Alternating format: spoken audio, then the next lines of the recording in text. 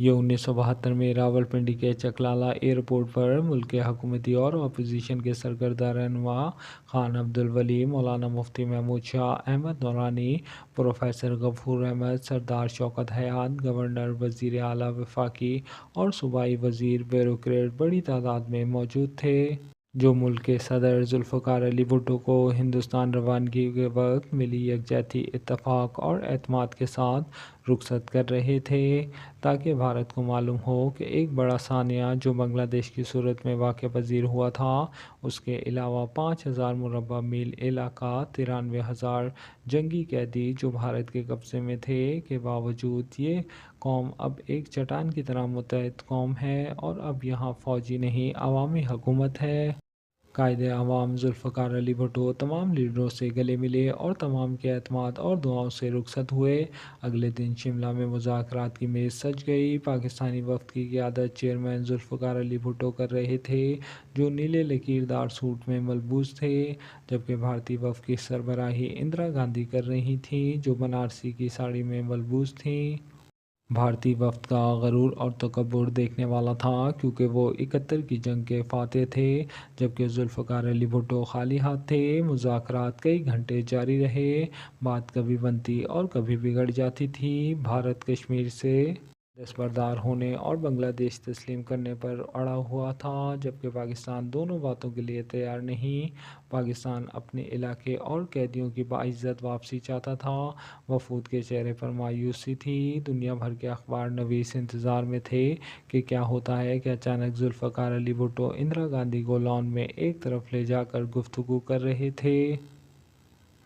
تمام لوگ یہ منظر بہت ہی دلچسپی سے دیکھ رہے تھے، بلکہ پاکستانی وفد کے ارکان، جو زیادہ تر نوجوان تھے، جن میں عبدالحفیظ پیرزادہ، حیات محمد خان شیرپاؤ، مولانا کوثر نیازی، ممتاز علی بھٹو، غلام مصطفیٰ کھر، غلام مصطفیٰ جتوئی، جبکہ چند سینئر، جن میں سیکرٹری خارجہ عزیز احمد، ارباب سکندر خان، خلیل وغیرہ شامل تھے، ان کے چہروں پر کرب کے آثار بہت ہی واضح تھے۔ ذوالفقار علی بھٹو اور اندرا گاندھی کی بات چیت 22 منٹ تک جاری رہی۔ زیادہ تر باتیں بھٹو صاحب کرتے رہے، بیچ میں اندرا گاندھی بھی بولتی رہیں۔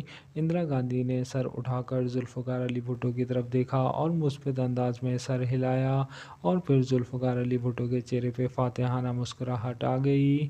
وفد کی طرف معنی خیز انداز میں دیکھا، جو اپنے قائد کے ہر ادا کو برسوں سے جانتے تھے، جو سمجھ گئے کہ قائد کا جادو چل گیا۔ دونوں مذاکرات کی میز کی طرف لوٹے۔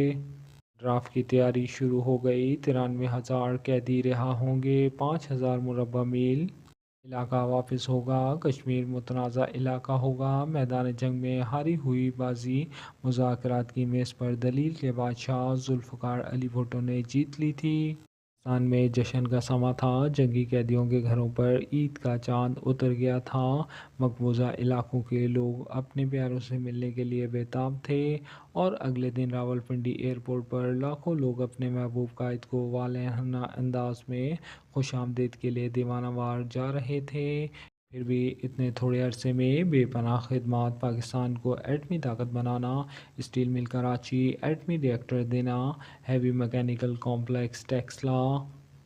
اگر بھٹو یا قائد اعظم چند سال اور حکومت کرتے تو یہ ملک ایک عظیم جمہوری ملک بن جاتا، مارشل لاؤں سے ہمیشہ کی نجات مل جاتی۔ پورٹ قاسم اسلامی سربراہی کانفرنس بلوانا اور اس کی صدارت کرنا، لاکھوں کی تعداد میں پاکستانیوں کو اوورسیز روزگار کے لیے بھیجنا، جس سے غریب پاکستانیوں کی زندگی بدل گئی۔ دیوانہ وار پاکستان کی خدمت کرنے والا، زرعی اصلاحات کے ذریعے غریب مزاروں میں زمین بانٹنا، اور انقلابی اقدامات اور اصلاحات سے پاکستان کو مضبوط ملک بنانے کے لیے کوششیں، محنت اور جدوجہد کرنا، عظیم لیڈر کو مرنے کے بعد بھی مرنے نہیں دیتا، اس لیے بھٹو زندہ ہے۔